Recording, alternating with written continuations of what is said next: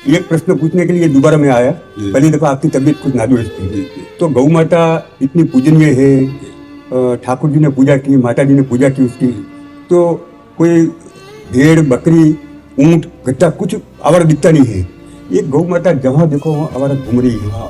इसका कारण क्या है? कलयुग में लोगों की स्वार्थ बुद्धि विशेष बढ़ गई है। अर्थ प्रधान बुद्धि हो गई, धर्म प्रधान बुद्धि नहीं हुई।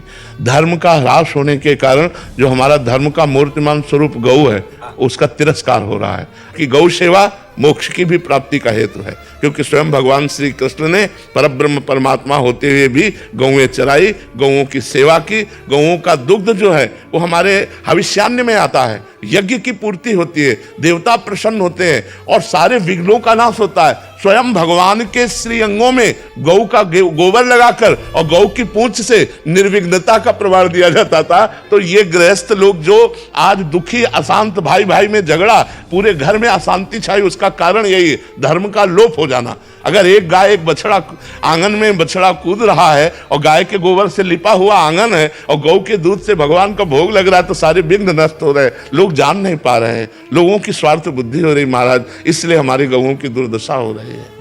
तो आशीर्वाद दीजिए कि क्या इसके लिए अभी कि हर बड़े बड़े नगर और गांव में सार्वजनिक गौशाला हो, जिसमें ये जो हमारी गौएं इधर उधर भटक रही हैं, जो गौओं की सेवा नहीं कर पा रहे हैं स्वार्थवशात, वो उस गौशाला में दें और उस शालाएं हर नगर में हो तो हमारी गौएं सुरक्षित हो जाए, हमारी गौओं की सेवा हो जाए तो हमारा राष्ट्र सुरक्षित हो जाए, राष्ट्र में विघ्न आना बंद हो जाए यदि गौएं सुरक्षित हो जाए। जहाँ गौएं कटती हैं, जहाँ गौओं का निरादर होता है, वो राष्ट्र दुख से युक्त होता है। कभी अतिवृष्टि, कभी अनावृष्टि, नाना प्रकार की प्राकृतिक आपदाएं उस राष्ट्र को दुख देती रहती हैं। ऐसा चाहे जहाँ भी हो, तो जहाँ गौ हत्या होगी, जहाँ गौओं का अनादर होगा, वहाँ दैवीय आपदा जरूर, उस प्रकृति वहाँ की कष्ट देगी उसको। गौ धर्म स्वरूपा है, जैसे वेद माता गायत्री है ऐसे धर्म माता गाय है, गाय धर्म स्वरूप है।